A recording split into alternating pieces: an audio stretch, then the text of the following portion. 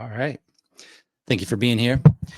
Indra Rinzler. Last time we spoke was HDC 46. And I introduced you as a former book publisher, now life coach and astrologer. Would it be fair to just say Indra Rinzler mystic?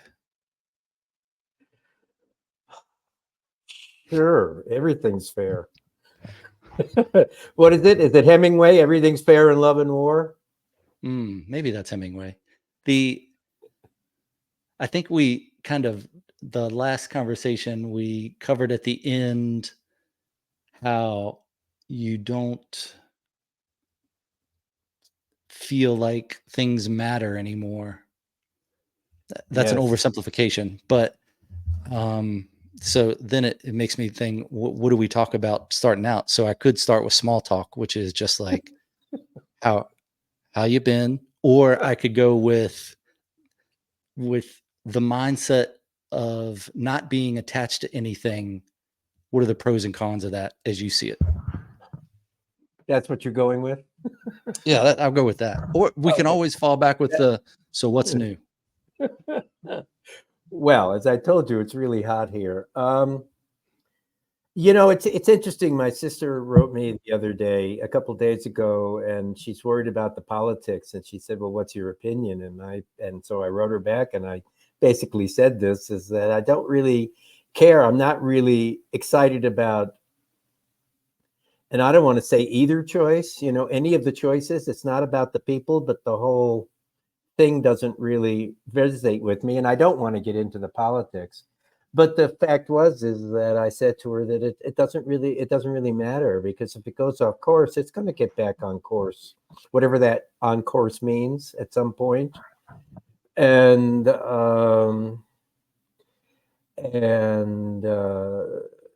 nothing matters. The question is, nothing matters. It matters. It depends on what level. It's like I like to say to my wife, she doesn't care if the San Francisco Giants lose.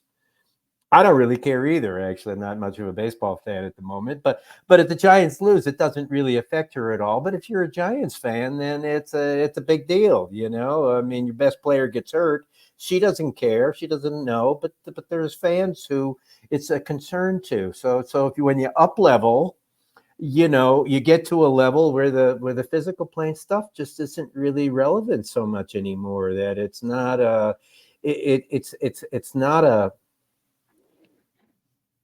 a not caring, but it's not a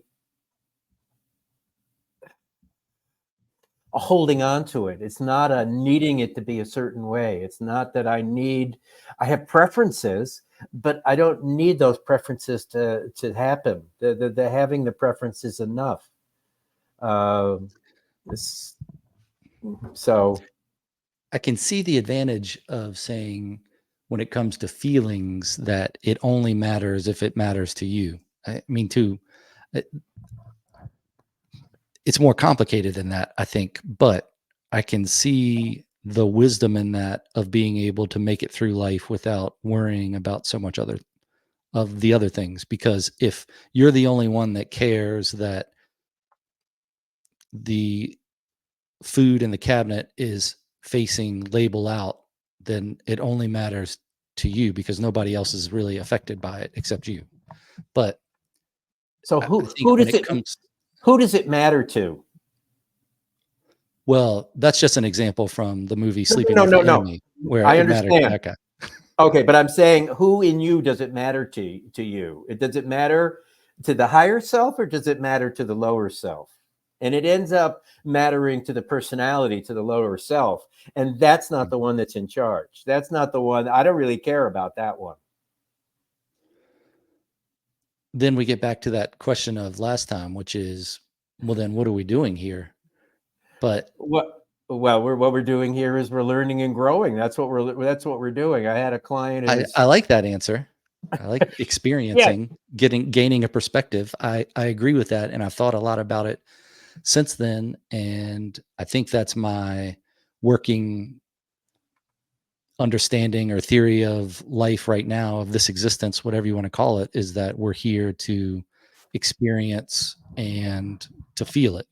So that's interesting that the feeling on one side of it is it only matters if it matters to you, but the reason you're here is to feel it. So all the pain, the suffering, the Yeah, you good. to feel it and let go of it. I had a client who I've worked with a number of times who was having a very difficult time making a decision about where she wants to move to, and she finally decided. And the thing is that, and whether she has a good time or not, whether she picked correct, whatever that means, whether she has a good time in the new place is actually irrelevant.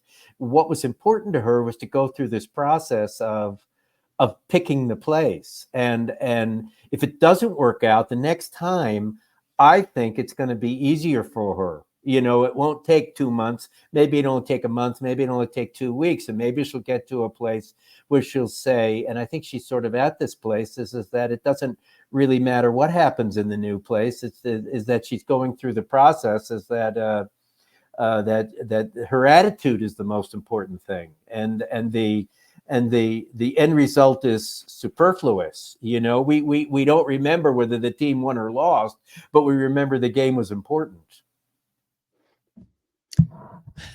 Maybe a pitfall or a consequence of not feeling something and then letting it go is that in this reality, simulation, whatever it is we're living in right here, this plane of existence, that you can be more uncomfortable. I mean, things can be worse, and you can put yourself in a worse situation by not caring about things. So, at a certain on a certain level, I think it is like a game where you have to pick and choose the things that you're trying to experience and the things you want to avoid, even though you're going to experience some of those things you want to avoid sometimes anyway. But I think the reality of the physical plane matters a little. Maybe that's because of my amount of experience in it, and maybe it's something else. But I don't know. What changed your views on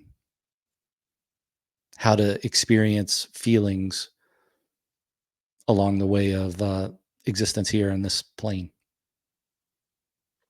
Well, I can't say, you know, I mean, just, you know, I think it's just being bludgeoned for 70 plus years, you know, Mm. just the experiences. But I want to ask you, is what does worse mean? You know, how do you define worse?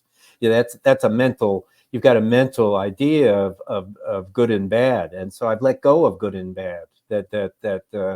You know, Sally dies, and oh my God, it's the worst. But the thing is, she was in constant pain and not very happy. So is it the worst? No, it's maybe it's a good thing, you know. So again, I don't want to get into good or bad, but I just want to, you know, I just want to, you know, I want to,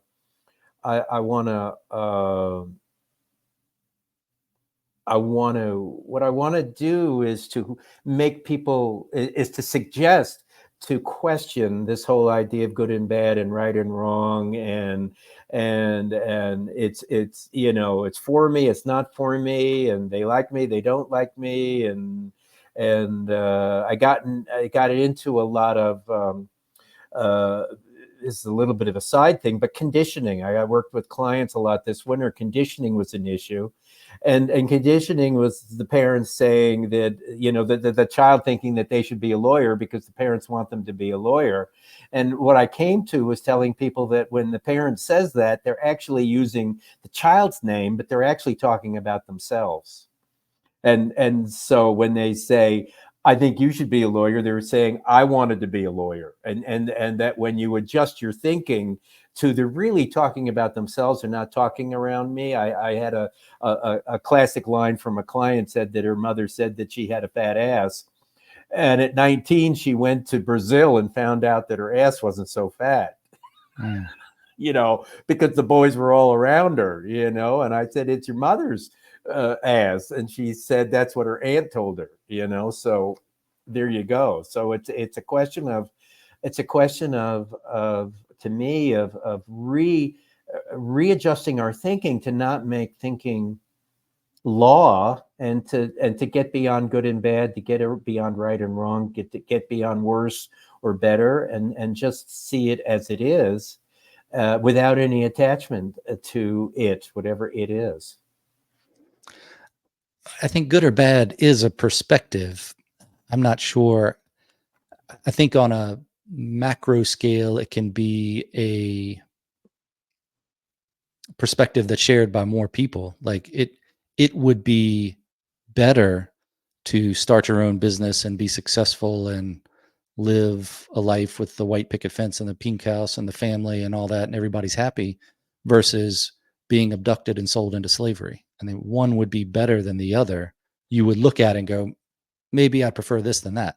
But then you can go to the a biblical story, just for one, of Joseph, being sold into slavery and then becoming a favored with the Pharaoh. And then you look back and go, well, if I was never sold into slavery, I wouldn't be in this position now. So in the choose your own adventure of life, I can see how you could look back at things, but I think you would objectively choose maybe not to do the thing that is not painful for the sake of getting better at something, but painful for the sake of torment, over something where you would look at objectively maybe and say, well, this is better. You could say it could be worse. It could always be raining, but if you need the rain's good. Well, yeah, this is the problem. I mean, is that, you gave a great, I mean, I was kind of stuck with your example because they were pretty extreme, but there you give an example. I know of a lady that I sat with for 30 minutes one time, and she's famous because she lived in a cave for 12 years meditating by herself. Kind of a harsh thing to do, but I mean, she took that on because that was her spiritual practice, and she's known for as a Buddhist for having 12 years living in a cave. Her book is called Cave in the Snow, and it's a whole story, and it's a whole. It was her path, and while she did choose that, the thing is that we can't. When we try to objectively say this is good because white picket fence, that's better than the alternative, it may not be for that person. I mean, I'm not saying you sold into slavery. I mean, I'm not saying that it's a good thing, but I'm saying that the white picket fence feels like sold into slavery. You get the woman who's been married 15 or 20 years and feels like a slave, and no appreciation and no intimacy or whatever. And it's like, it isn't much different to her. Well, that wasn't my white picket fence story. I mean, everybody was happy in my white picket fence story. Okay, but I'm saying there's people who objected to white picket fence because they felt like they're sold into slavery. So then the picket fence is just a sort of conditioning, and the good and bad is a conditioning where you come into the world. Don't you, though, come into this existence with at least some sort of buried understanding or hidden understanding of what's good and bad, or what is self-preservation and not, or good and evil? I mean, Well, I think isn't that there some basic programming? Well, I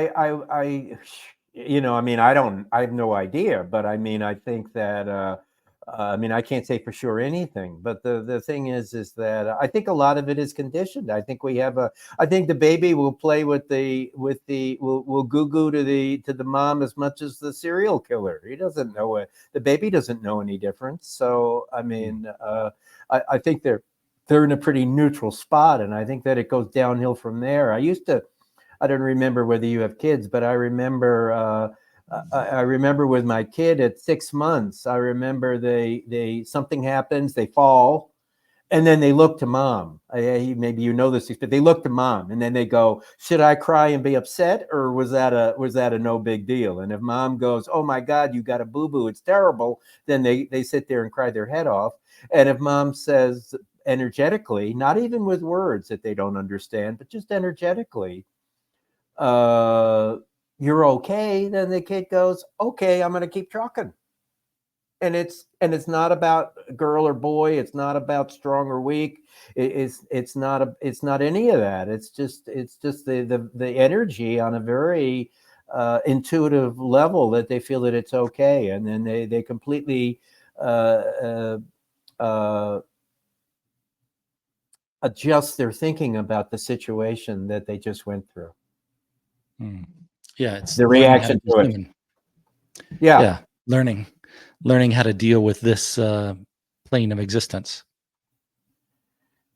Yeah, learning the experiences on it. And I like to say, so you may ask me, what comes to me is you may get to the thing as, well, why have this?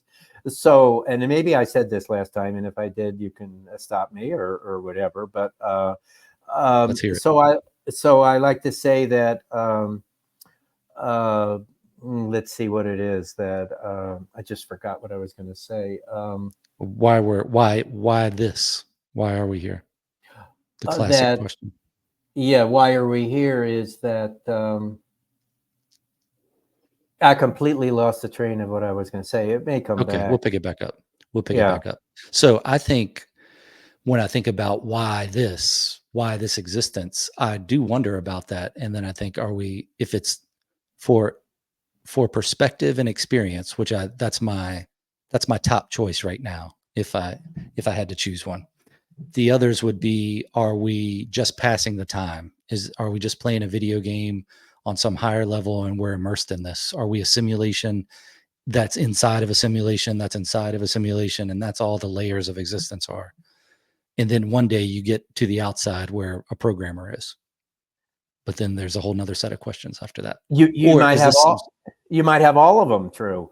The thing that I wanted to say is that this plane is very dense, and I like to use the example that I say that you're in heaven, and God or a mentor says you got to let go of your that you're holding on to people. You're attached, and or you're jealous. Well, you say, well, I'm in heaven. I don't feel jealous. Nobody's got a body. Everybody's loose. And then they say, oh, okay, so now you flash forward to your life, and your ex-mate is walking away holding the hand of your best friend. Now you feel that jealousy very dense. And so this particular plane, while we can make fun of it because it's play school, the fact is that it's so dense, it's so obvious that we get a chance to look at our stuff in a way that we can't look at somewhere else. That's why we come. That this particular Mm, place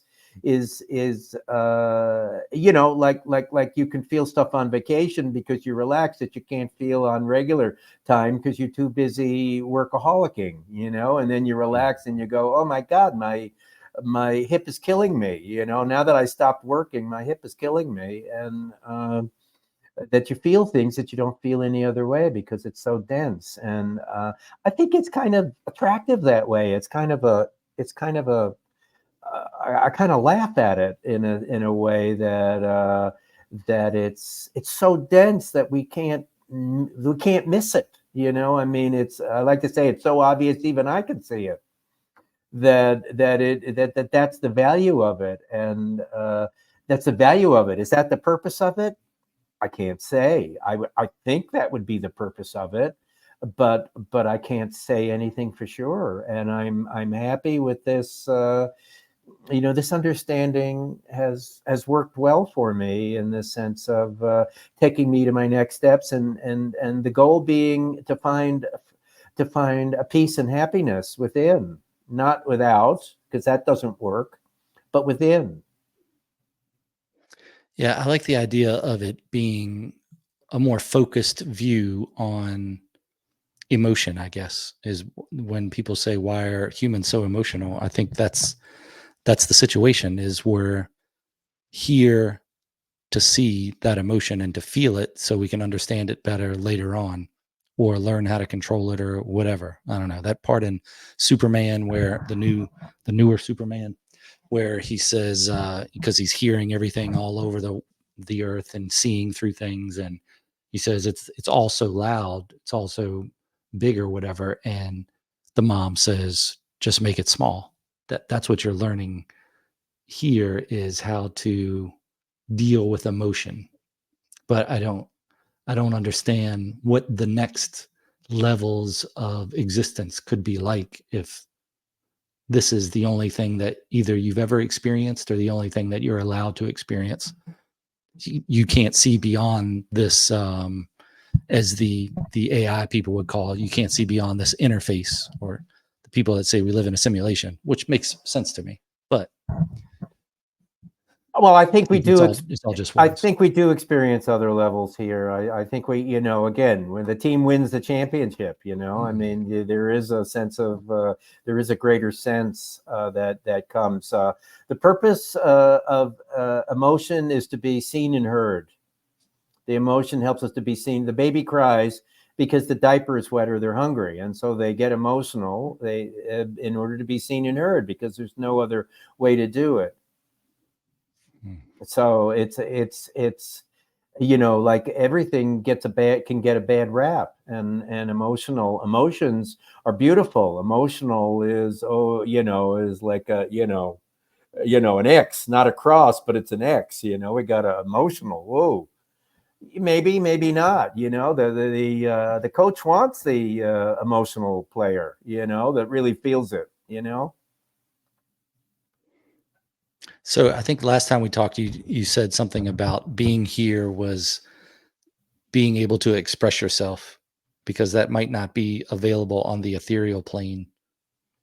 What are your thoughts on that? I said that. Mm. On the ethereal plane, I think we can express ourselves. I think that we express ourselves differently. We express ourselves differently to people who don't speak our language. Like if you're with a person that only speaks what, Swahili, Greek, Japanese, you express yourself differently, but you still express yourself. I think in not expressing ourselves, we express ourselves. So I don't know. I don't know about that particularly, but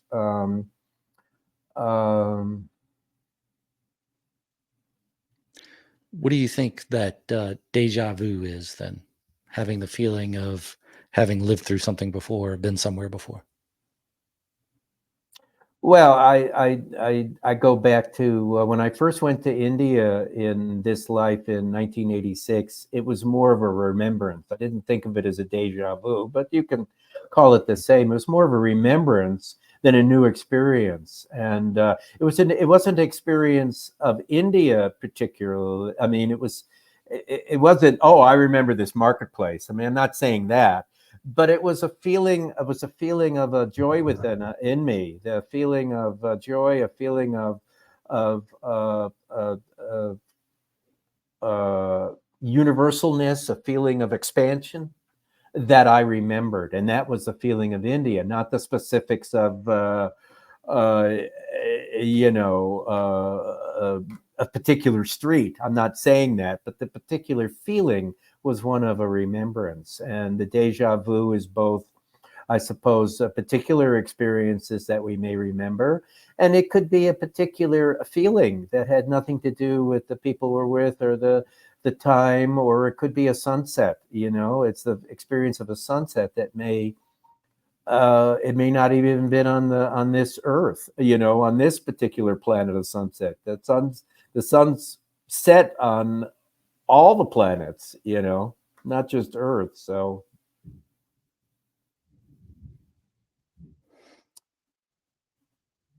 So what do you think about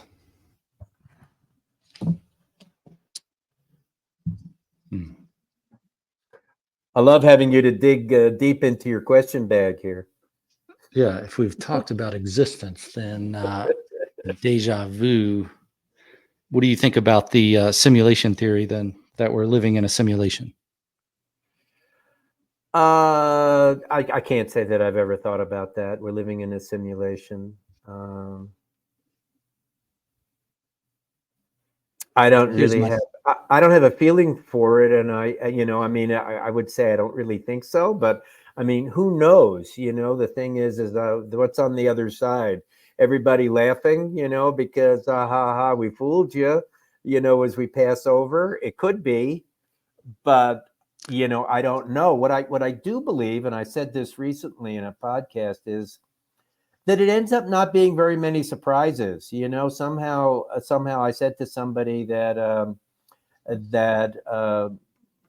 so we go to junior high school and we're excited because it's junior high school, but then within a day or two, everything that everybody told us kind of comes true, and then we kind of adjust to it, and then it's kind of no big deal. And then we go to high school and we go through the same experiences, and then ends up being no big deal. And I kind of think that, like, all of life kind of works that way, that we may have some adjustments, but we kind of heard about it. It's kind of the fraternity initiation. You kind of had heard about it, but you didn't kind of realize that that's what it's going to be. But then you go through it, and then you say, "Oh yeah, I heard about that. I didn't really put it together." And it's like, "Oh yeah," it's like I wasn't surprised. And so I just think life is like that. That we are better prepared than we think. And so who is it that thinks we aren't prepared? That's the mind. And so I've learned to turn out the mind. I don't quiet the mind. I'm not interested in quieting the mind, because that's impossible. But what I do is I just don't listen to it. Okay, that goes along with the Superman thing. I think it's still there, and you're just trying to make it small. I think Yes. that the idea of a simulation theory is just words that are different than other people explain things. That the religious side of me and the, I wouldn't say not religious, but just the understanding of what simulation is, the matrix side of it is, I think it's the same thing. It's just different words. Like if you're talking about a simulation, you're talking about a thing that was created by something. So Uh-huh. are we living in a world that was created by something? Yeah, whether it's a simulation or not. If you know it's a simulation in the understanding we have of it, does that do anything for you? Can you get out of it? Probably not, from any other way than not being alive anymore, I guess would be the way.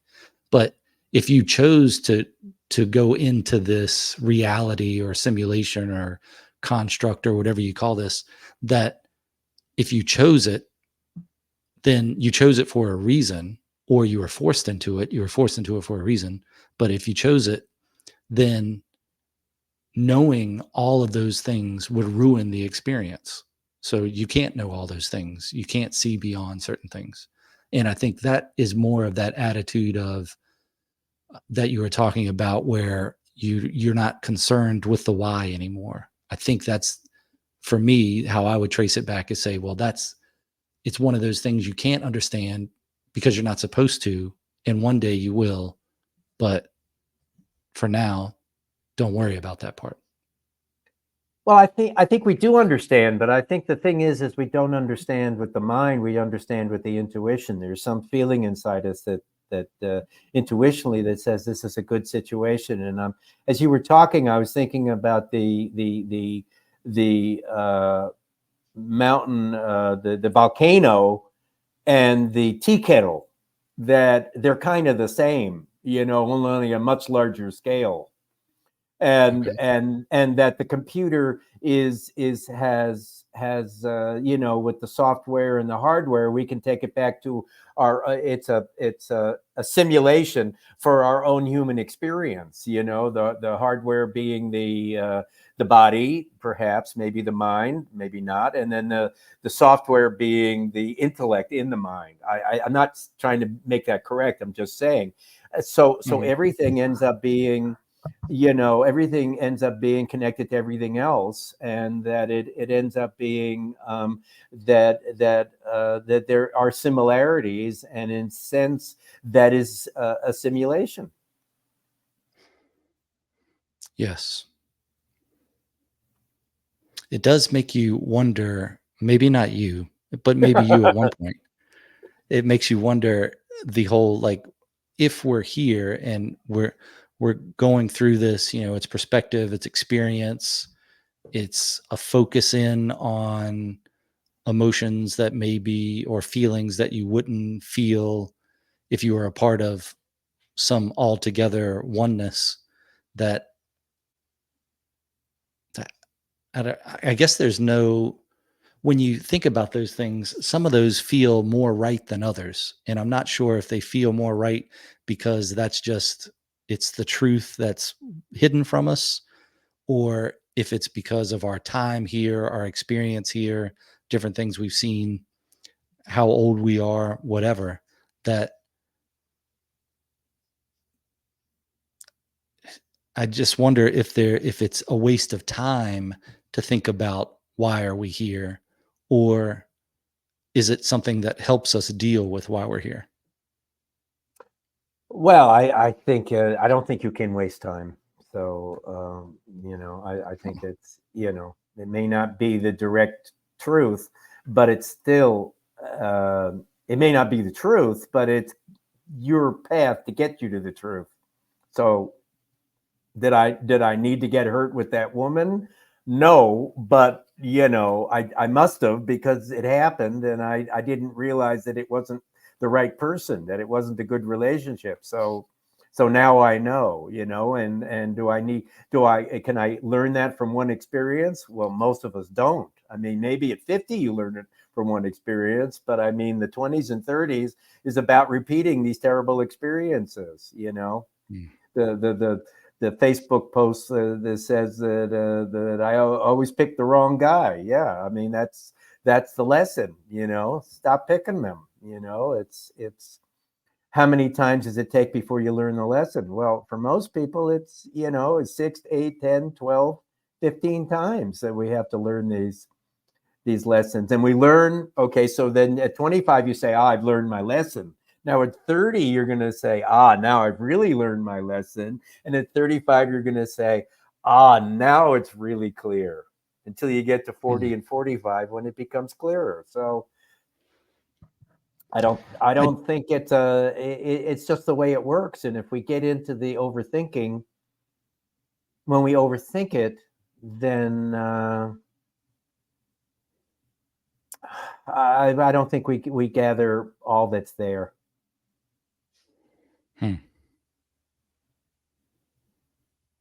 Yeah, I can remember times in life looking back and thinking, well, it seemed like a good idea at the time, but it was not a good idea. And then as you get older, it seems you go, okay, well, that was a pretty good decision. I'd probably make that same decision today." And then you get farther away from it, and sometimes you go, well, I would probably make that same decision if I didn't have the experience of having made this other one. So I guess that's a layering on of wisdom. I'm not sure if maybe that's another reason life exists, is to accrue some sort of wisdom out of a perspective, or if you do have to go through more living that's not this life that you're in, if there is reincarnation or something else, that maybe it's the cumulative trying to learn lessons. I don't know, that sometimes it makes more sense than others. Well, I want to respond to what you're saying is that in different cultures it's a different situation. Because like in an Indian culture, I'm generalizing here. In an Indian culture, the young Indian is going to say, "Well, my father, and my mother told me that I shouldn't do that, so I'm not going to do it." The 21-year-old Westerner is going to say, "I'm going to learn for myself. I don't care what they told me." But Mm. in India, they're not going to do that, because the wise parents said, "Don't do that. That's not a good idea," and they're going to follow them. I'm not picking on India just as an example, but you have different cultures where it's going to be handled in completely different ways, and they're not even going to get close to that situation. Then it comes back to the, how do you define good and bad? And you know if you say it's the wise parent, well, who's to say that parent's a wise parent? So Well, yeah, the thing is that at 21 it may work, but at 25 they're going to say, I need to experience it for myself. We call it the modern Indian. I'm mm, talking about Indians, by the way, hmm. not Native Americans, but because I was in India last time we talked, but where I spent the winter. But it may be at 25 or 27 they're going to say, I need to try it. I need to learn it on my own. I don't want to listen to everything. I did everything that mom said, and I can't do that anymore. and that's their focus and their time. While the rebellious 19-year-old at 27 says, maybe I should start listening to mom. So I mean that the experiences are completely opposite, but the end result is the same.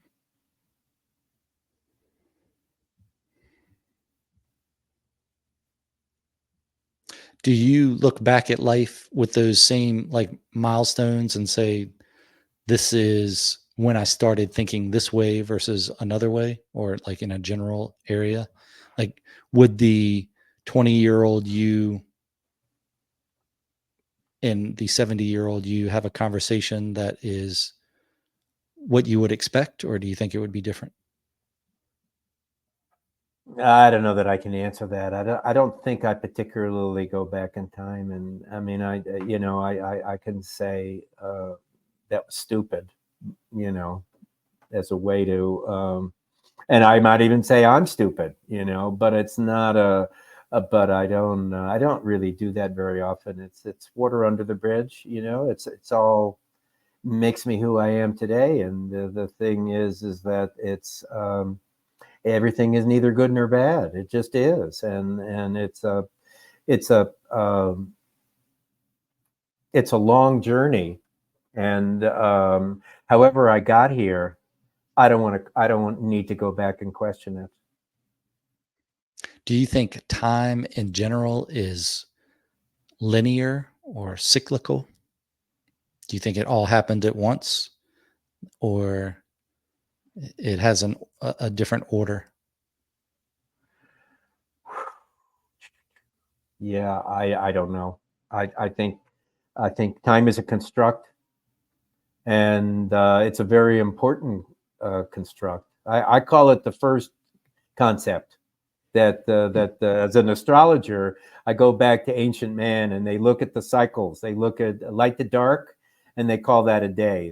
They go to light, full moon to dark, to full moon. They call that a month, and then hot to cold to hot. They call that a year, and that's the first construct, and the first concept. And it doesn't the time, like when you don't have a thermometer, you don't really know how hot it is. If you don't have a clock, then time is incredibly relative, and sometimes it goes really fast and sometimes it goes really slow, but it has nothing to do with the clock. It has to do with our own perception within us.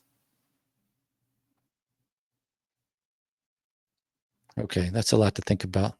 I like it to think about that. Last time we talked a little about astrology too, and then of course living in India and book publishing. Have you gotten anything different in the publishing world or writing or anything since the last time we talked? Yes, the writing thing has been huge, and I finished the book, and I found an editor, and I sent the book to her, and I got it back 1/3 the size. Went from 90,000 words to 31 or 2,000 words, and It's more manageable. it's much easier, but I'm still digesting that. It's been about a month and a half, and I'm still digesting it because it's not the same book. And to me, and it's not the same. It's the same book. It's my words, but it's different. And I haven't figured out yet whether I like it or not, whether I can go with it or not. Is it more sellable? Definitely. Is it what I want? Is it my message? I don't know. And let me tell you about the process. Was that I spent 2 or 3 weeks with just thought. It's bad. She's bad. I'm bad. They're bad. I'm good. She's good. Whatever. And I just had to let them all just thought. I just had to let them be, and then eventually the mind quieted, and then I started feeling it in the body. That's what I wanted to do, is to feel it in the body. What do I think about the book? Should I go forward or not? And I haven't really resolved that yet. I haven't really felt resolution in it, in the sense of that is it what I wanted to say, and is it not? Is it the way I wanted to say it? And with 1/3 of the words, and is it something that I want to do?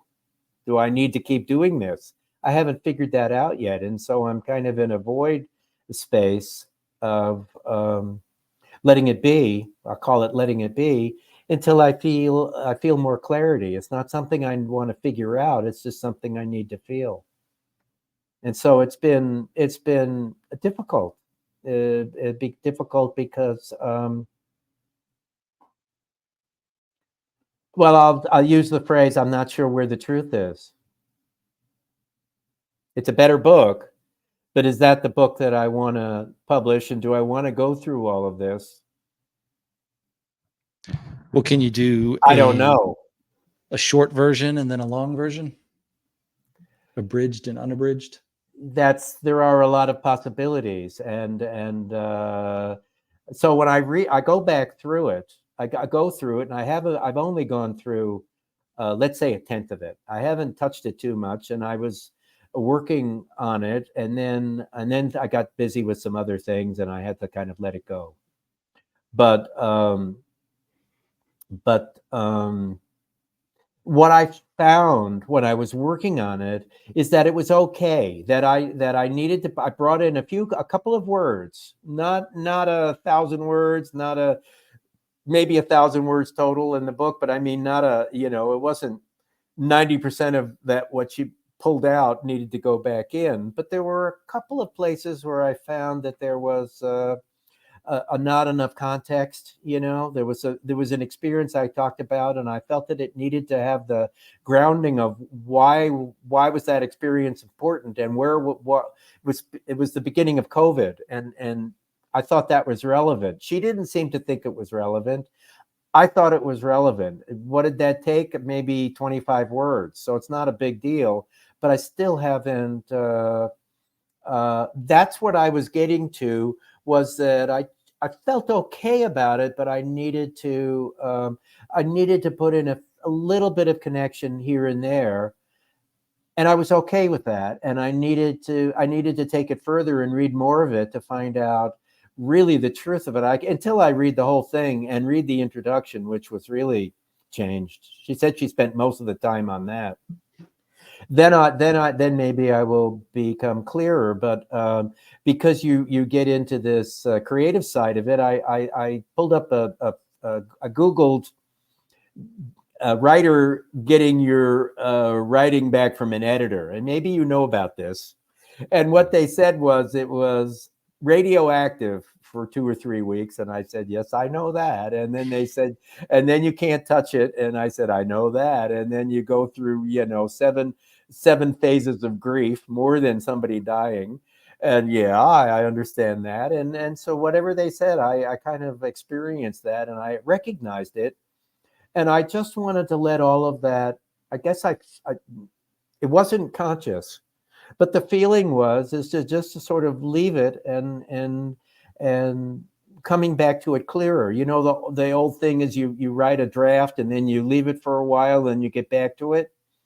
That's kind of where I'm at, I guess, is trying to figure it out. And there's other parts of it that I had an artist I wanted to work with, and she didn't seem to, and she said she was into it, but then I never heard back from her. And now I found somebody else who's doing AI, and I'm interested in your ideas about AI art. Is that something I liked her art, and then I kind of realized it's AI, and I'm not sure that how I feel about that. Whether that's consistent or not consistent, and consistent with the integrated. I used to talk about when we had a store that the reason the store was so successful was that the hours and the way we dressed and the service we gave and the products and the way we took care of the clients all were the same. And when they're same, then there's a gestalt that gets bigger. And so when we stopped running the store, it was very successful for 8 years, that there was enough I'm going to call it rightness. There was enough integration in the way that it worked that it could keep going very successfully for a long time. It was hard to kill, but eventually it got killed. Enough stuff got changed, and the why we do it and the doing it for the right reason all got left behind. But it took many years after we stopped working in the store.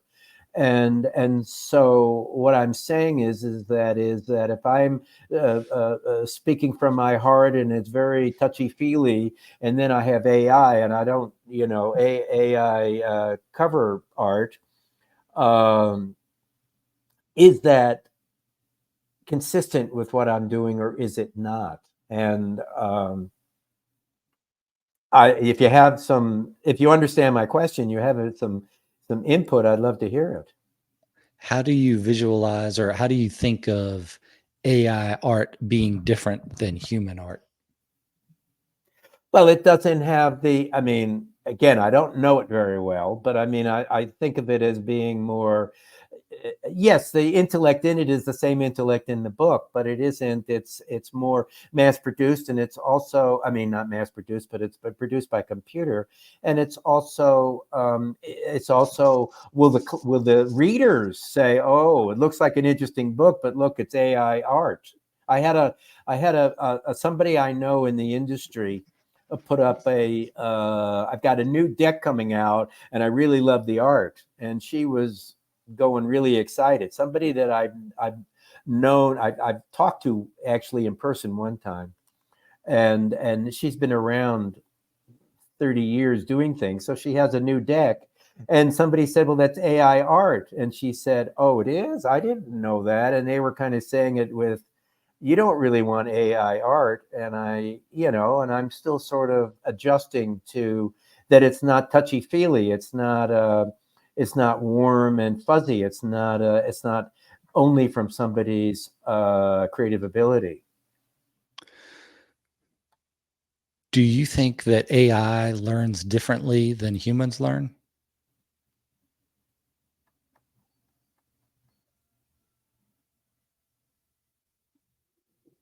Well, I just said before that the volcano and the tea kettle. So you got me there. I have to say it's the same, Yeah. but it's more that it's the same, but it's still got a different flavor to it, right? Well, like different people have different flavors. I mean, how does a person learn? It sees what's going on around it. It gets those cues from the time it was a baby from the mom, that falls and then wonders if it should be hurt or it shouldn't be. It goes through all these things that, how are people different than a large language model or a large visual model of AI? Well, Don't I think people and computers learn the same way? Well, I don't think it's Experience? about the learning. I think it's about the expression to me, and maybe it's not clear. I'm talking about natural food versus processed food. I'm talking about, I wrote you a poem about how I feel, and I asked my AI to write you a poem about how I feel. How does that feel on the other end? Here's a picture of flowers and here's a bouquet of flowers. How do you feel on the other end? That's Well, it's like a different person wrote it.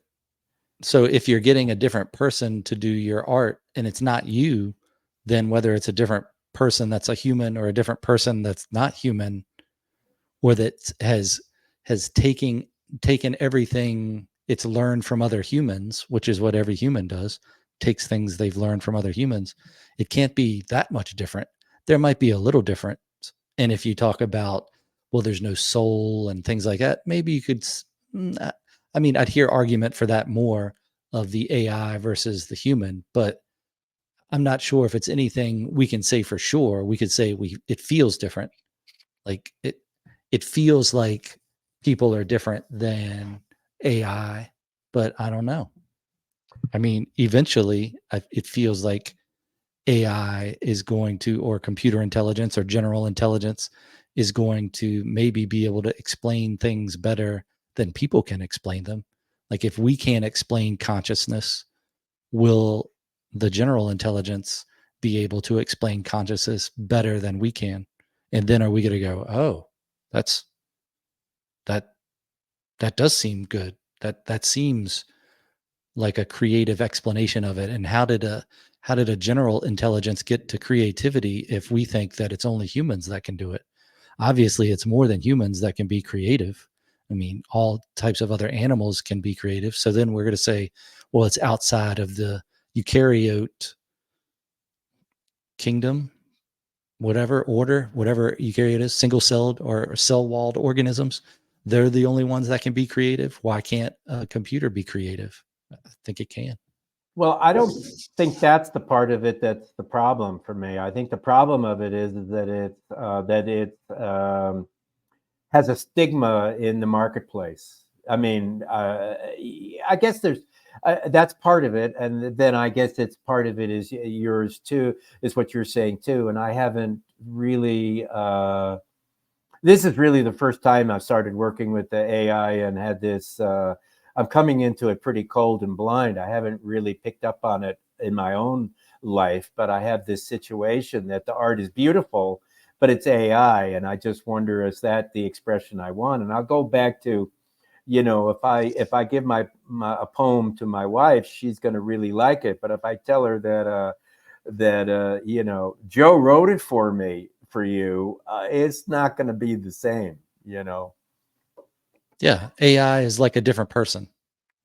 That's what I think. It's like a different person that knows a lot more or can retain a lot more because it has so much a broader input than an individual as we know it has. So it's a different type of person, but it's still a conglomeration of maybe every type of person that has taught it how to think or how to be or what to draw from. Okay, so then when you see AI art, you don't have there's no negative from that it wasn't somebody sweating, that it was done rather quickly and very efficiently, and it has a different feel to it. That's not a problem for you. It's just, you just look at the art. Yeah, it's a different perception of time too. Like, how long did it take for the AI or general intelligence, whatever we want to call it, how long did it take for it to develop? So it may have taken a lot more time, or maybe it's just our perception of that. I saw this thing on Instagram. I'm not sure if it's true or not. I haven't been able to check it for myself, where it slowed down the sounds of crickets chirping, and it sounds like a choir, a 4-part harmony and all this. I'm not sure if that's real, but that's interesting because it's a different perspective than what we have of just what crickets sound like versus what they don't sound like, or what they sound like slowed down. So I don't know. AI is just a much faster way of thinking. It can obviously, like a calculator can add faster than most people. So Right. that doesn't mean that you go, oh, look at that calculator's answer. I'm not going to accept that calculator's answer. That's not right. Or a slide rule or abacus. I mean, do we have a preconceived, would it be a prejudice against computers because it's different than how we are? I don't know. I mean, I think there is when you say, well, that's a computer generated drawing. It's still something, still a drawing. But I think that there's always a time lag in terms of acceptance. The first time you use a cell phone or see a cell phone, or the first time maybe you do a calculation on your computer and you think, can I trust that number? Let me do it by hand and make sure it's the right number. So there's a time when I used to say, you might find this kind of interesting. I was gone 6 months out of I was gone 6 months out of the year, 4 months in the winter and 2 months in the summer from the U.S. in the aughts, and even later. But then I was traveling in the summer, and I used to have like Facebook in 2005, 6, 7, and all the things a lot of things came up in that particular period. And I found it difficult because I wasn't here for when it happened. You know, I kind of got it on the rebound. I got it that it was already a fait accompli, you know, happening, and I wasn't there at the beginning. And sometimes kids would, my kids would explain it to me, you know, but I found that when you were here for the whole flow, then things made more sense. But when you kind of dropped into it and it became popular, and I remember having a conversation, and I think it was, it doesn't matter where, I think it was in Europe, but I remember having a conversation with someone who was a techie, and I mentioned this idea, and they said the same thing. They said when they're traveling overseas and they miss some stuff, that it's a little bit of a catch up. And I, who was not very, I mean, I'm technical enough to be able to maybe figure out a problem, but I'm not reading Silicon Valley magazines to know what's coming down the pike. And when these things came down, I didn't really get it, how you use it and what it's for, because I wasn't here when it was kind of got started and got popular. You're a lot more into the flow of it and understanding of it. When you drop into it, it's really much more disengaged. You're disengaged from it, and it makes much less sense. I agree. Sorry, there's a thunderstorm coming in, and my dog likes to bark at thunder. No, She's no, very. I was thinking of barking at what I said too. It's not a problem. It wasn't a commentary. It makes me think about photography. And would you look at a picture of something and think, well, that's not worth me thinking that's beautiful because that person just took a picture of something that already existed. We look at photography and like an Ansel Adams or whatever, and you look at it and go, oh, well, that's capturing that moment. It takes a certain eye, a certain bit of luck, a little knowledge about how to capture the image. So we call that art. But how is that different for a computer generated thing? Because really, photography is just noticing something that something else made. Like if you're going to go with the idea of the creator created this thing that you're taking a picture of, whatever it is, it created what you're taking a picture of, how you're taking a picture of it, like how you see it, because your eyes are part of that creation. And now you're being able to observe it. And now you're capturing that moment in time. Then an AI's art is just as good as that. It's made by something outside of yourself, realizing something that's made outside of it. What do you I think? don't I don't think that. I think it's about getting used to it. I don't think it's about that there's anything wrong with it. I think it's I'm thinking like a dance move. You see the dance move for the first time and you think, "Oh, that seems a little awkward." And then you see everybody doing it and then all of a sudden you completely forget that and it's like it's just natural. So And you're out there so doing the mashed potato. Yeah. there you go. You're out there doing the mashed potato. Yeah, talk about looking stupid. There you go. You know, I mean, the limbo rock. You know, I mean, it's the whole thing was strange, but we got used to it. You know, and the Beatles and the Rolling Stones too. You know, I mean, the whole thing was so new and different. Some people went to it right away, and other people had to kind of get used to these things, and that's kind of how I'm feeling about the AI art. I'm just sort of thinking, just being with it. And I had this conversation with my daughter over the weekend, and she kind of at your relatively close to your age, she kind of took the same attitude, but they had experiences with it more than I had. I mean, I'd seen it a little bit and heard about it, but never really up close and personal. Now I'm going to put it on the cover of my book. Is that what I want to do? Well, maybe. I don't know.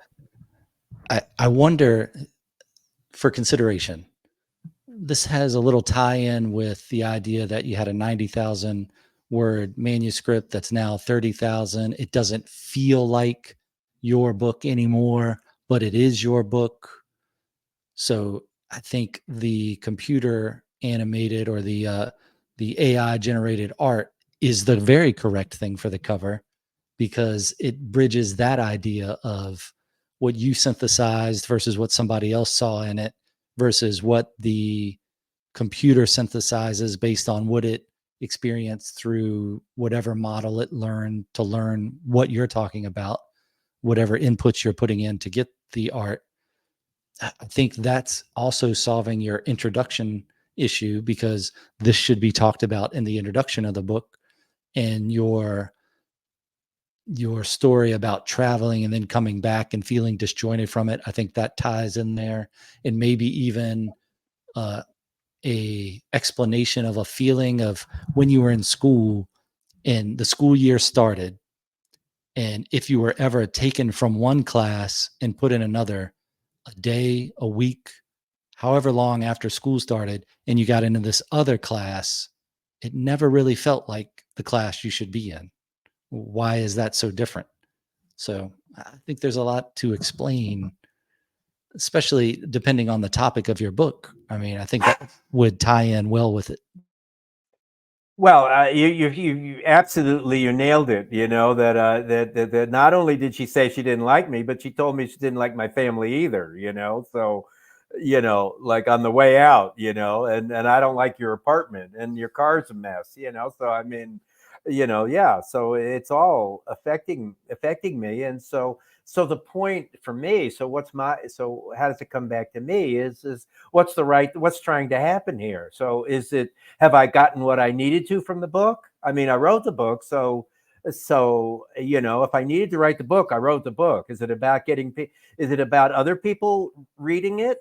I don't know. I don't know yet. Is it about the thing is, you have to understand, as a publisher, I went into this knowing this, that you give I only went into it as a publisher. I never went into it as an author, but I knew that when you give it to the editor, that they're going to change it and make it theirs, and that they need to. And I know that the illustrator is going to, in the books that I publish, that they're going to change the writer's book and make it theirs, and the designer is going to do it, and the printer is going to do it, and all of that. And not only that, but I'll go a little bit off, slightly off tangent here, but the whole looking at print on demand, that is a little robotic too. That is not touchy feely, organic, publishing either. This is very much a different style of publishing. It's more hands off. It's no control. That has me. I've had to go through some stuff with that too, and what people said to me, and I'm only going into this because you've talked about the creative process, so I'm bringing this up. But people said to me, well, if you print it, because I went my agent and my printer overseas still exists. My agent is still their rep in California, where I live. She's still doing it, and so I got a bid from them, and I could get it here for very cheap. So a color book for very cheap, the big one, and so somebody said to me, "Oh well, then you have to double ship, and then you have to store it." And this is the old way of thinking. You're right. I have to I mean, it's only $3 to have your book grounded here, but then it costs you $6 to get it to your customers and to store it, and that's not what's happening now. And while I initially might react to that, there's some truth in that. I don't want to be in the warehouse business, particularly right now. I don't need to be in the warehouse business. So I've had a chance to kind of rethink that, and all of this. I'm like an anachronism. I was a publisher 30 years ago, and while it's still books and it's still selling books, almost every other way has changed. How they do spring training now down in Florida for the baseball teams, and how they did it 50 years ago when I wanted to go, or 60, 70 years ago when I wanted to go down to Florida and see my Dodgers, is probably completely different. Look at those athletes, that is, the bodies are completely different now than they were. I think these are all things that should be discussed in your introduction to the book.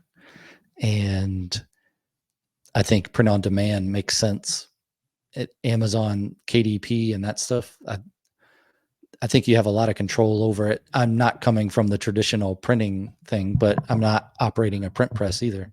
So it's, I like the print on demand is nice. Getting the book out there is nice. Maybe there's a way you could take the longer version of it and make it some sort of interactive website where if people wanted to know more about a certain topic, they could click on there. Or if you had a conversation with an AI about it and you put the questions and answers on your, online, so people could go there and see what that was about. That would be interesting too. A lot of possibilities that I'm just waiting a little patiently, a little impatiently, waiting for it to get clear. I got tired. I was been pushing since I saw you. It's been very busy. It's been a very busy spring, and now I'm getting a little bit of downtime. Actually, right now, I have a couple of weeks here of off, and this is actually the only business thing I'm doing for a couple of weeks, and I was looking to kind of slow down a little bit and kind of maybe some clarity would come. But these are you asked me what's going on, and this is what's been going on. It's some intense questions to find out the truth behind it, because is it about getting the book out? Is it about the book being a certain way? Is it about it's not about being a bestseller. I don't really care about that. I mean, that's clear to me. But what is it about? And the answers haven't come. And so the process for me is just to be with it and to let it be, and not find right and wrong in whatever has happened or whatever I've done or not done. And the thing is, I like to say that like I wrote the book. I was walking down the street, and then I saw somebody, and then we started talking, and then he said, "God is love." Okay, that's the way I wrote it. She says, "God is love." You understand that she just got rid of all of the introduction, which maybe it's extraneous. It wasn't extraneous to me, because that's the process of how getting to God is love. But it may not be. It may be totally extraneous to the reader, and it may be her idea that it's extraneous to the reader. So that's what I'm. Those are some of the thoughts that I've had, and I don't have any solution yet. Wonder if you could do a new type of genre of audiobook where you have the book that is edited in its edited form, and then you do kind of like a commentary reading it. So you're reading it, you read the section. It's set up to where people could just hear the audiobook straight through the way it's written, but they could also hear it through with commentary. In your commentary, you'd read a section and go, now the original section was this, and you read it out loud. And then they think of like commentary and maybe like a little mystery science fiction theater thrown in there. I don't know if you could get an AI to answer it in real time, where you're just giving commentary to 2 or 3 different AIs, and they're telling you what they think about it. I don't know. Maybe you could just have another human. I'm not sure. But Well, the thing is that the books that did publish were I was not I created a new format that creating a new format is my style. Picking up an existing format is not so much my style. Doing it my way and creating something new is definitely my style. And that's part of the problem is that the lady came along and wanted it to fit in with some of her how things are done. And so your mom cleans up your room, And now it's better because it's cleaner and everything's put away. But how long are you going to leave it that way? Is that how you want it, and then you want to please her that way and have things more organized, or are you going to pull everything out again and make it a total mess and you can go relaxed? I don't have the answer yet, so it's kind of a deep, and maybe there's a part of this that needs to go in the book, and I don't know yet. It's kind of an interesting, it's an interesting idea, but it was so bare bones that it's much more acceptable to the marketplace. But the marketplace was never anything I was particularly interested in. So even when I was a publisher, for example, I want to give you a story. You may like this. Is that when I sent it to all the publishers, I didn't really get much response. But there was one publisher that actually sent me back a nice response, and their response was that while it may have a lot of benefits and that it may help people and we don't think we can sell enough to make it worthwhile. And I said to myself, it never occurred to me that I could sell enough. I just published it because I liked it. I never published it because I would sell enough. Yeah, that's why you do print on demand.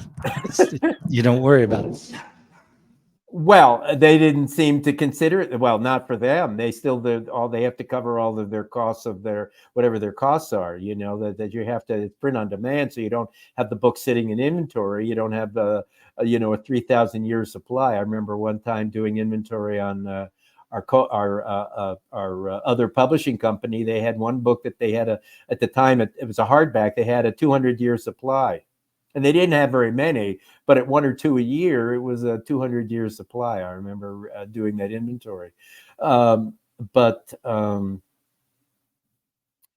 it never occurred to me whether it would sell or not. It only occurred to me, of course, this was 30, almost 40 years ago. What occurred to me is that I wanted to get behind it or not whether it would sell or not. I could sell it if it was something I believed in. I could sell it.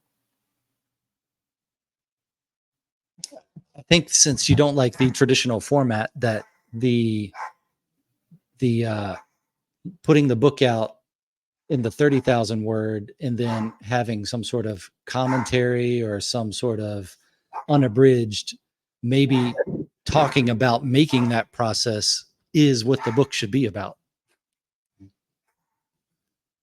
Maybe, but the thing is that so I look at what she took out, and the fact is that most of it is pretty much fluff. That there wasn't, I would put it back in, but what actually happened is that most of it wasn't all that relative. It was relative to me. It was relative. It's very simple to describe. It became this idea of memoir. That the book was partly memoir, and she wasn't into making it a memoir. She didn't think that was a strong part of the book. So not that it wasn't still my book, but some of the background to make it the memoir, she didn't think that it was right for that book. And I maybe can't argue with that. I mean, maybe I have a personal preference. And again, I want this to be a larger discussion, that we can have a personal preference about things, but that doesn't mean that we're going to get our way or that we should get our way. Maybe you're just writing two different books then. Maybe. I don't know yet.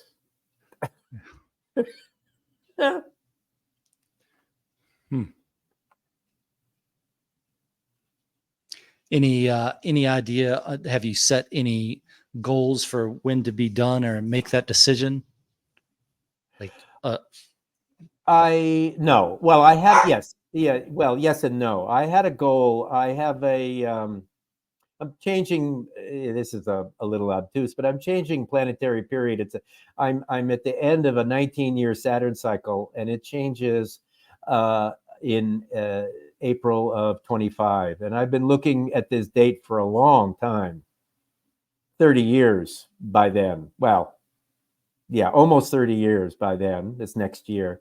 So I kind of thought, somebody asked me in a podcast, when's it going to come out? And I said, well, I thought, well, yeah, that date would be a good date. So, I've got that date in mind. I want to move forward quickly, but I don't want to put any pressure on anybody. I just want to take forward whatever it is that it should be. And right now I'm in a holding pattern. I kind of get to this period here where I kind of needed to rest and kind of just sit with it and work on some other things. And that is, coming to the end in a week. Next week, I start readings again. So no, I don't, I both have a need to move it forward and not a need. And so I'm not pushing on it, but I'm trying to move it forward as fast as I can without having any need for things to change.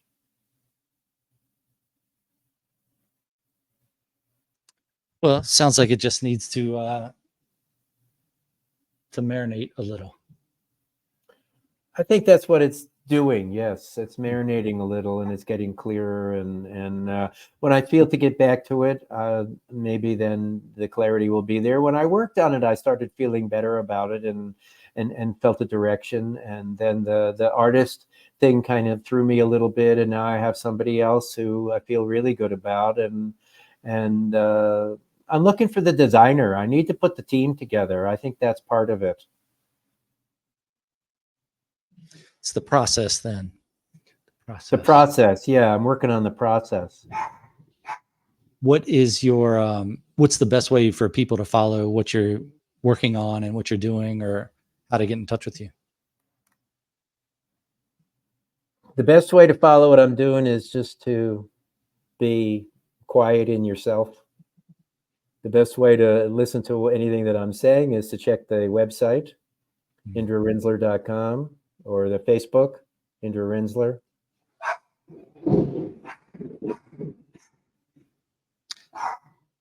I think I have that link from last time too, and it looks like it's still the same website, so that's good.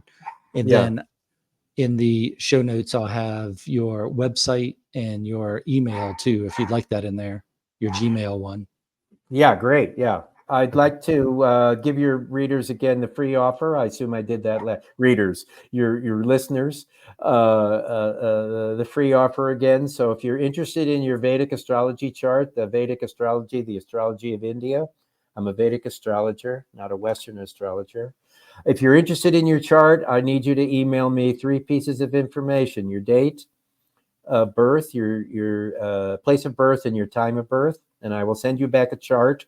It's not a free reading. I will probably make a comment or two, but it's to get you to, so you can have your chart and you can start to understand that. And then the other free offer is the Enneagram. I work with the Enneagram of personality. If you want to learn about your particular, there are 9 personality types. One of them is at your core. And if you want to figure out yours, I'll send you a free test, 5 or 10 minutes. Won't work for everybody, but will work for a lot of people to get you started. So if you're interested in that, you just email me wanting the Enneagram test, and I'll send you that. Nice. And again, your website will be in the show notes if anybody needs to, if they didn't get the whole address or didn't write it down, they can just click on it down there. Any thoughts in closing, or anything that we didn't talk about that you wanted to talk about? Well, I certainly didn't have anything in mind to talk about. I just think, I'll go back to what my sister said. It's a testy time, and I want to find more togetherness. I don't want to find everybody having different opinions. I want to find, what can we all agree on? Not what do we disagree on? That's easy, but what do we all agree on? And are we going to burn in hell? Maybe, and maybe we deserve it. And is it going to get? Is it Have we got trouble ahead? Maybe. And maybe it's change, and maybe it's not trouble. And I find it interesting that two sides can agree so strongly that their own point of view, which is so 180 degrees apart, they feel just as strongly about their own point of view.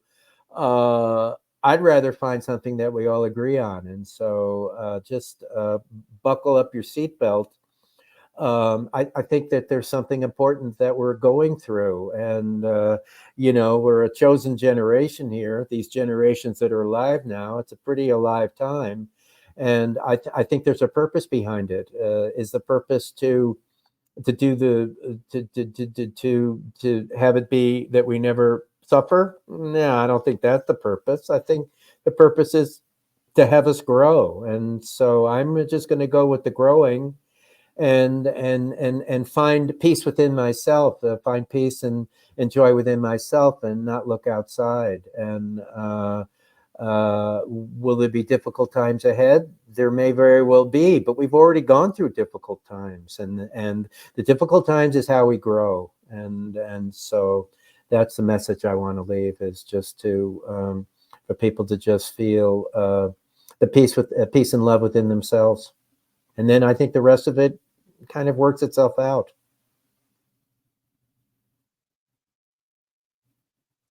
Thank you for your time. I will talk to you on the other side of this musical exit.